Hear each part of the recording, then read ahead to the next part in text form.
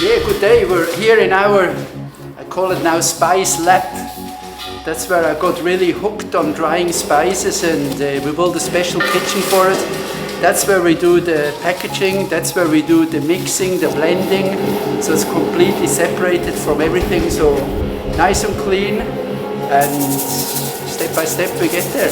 Producing some very, very beautiful traditional Balinese and Indonesian flavors. When we talk about the Jamu is obviously super traditional, super delicious, also super nutritious, very, very healthy. And the blends that we're doing now, the spice blends, are exactly the same recipes as the ones we do in a Balinese cooking with fresh spices. However, it's difficult to take fresh spices home, and as we know, it's a very, very labor intensive process. So we take this out, we're buying the fresh spices, we dry them, then we blend them in exactly the same proportions as we do with the fresh one, and the results are absolutely stunning.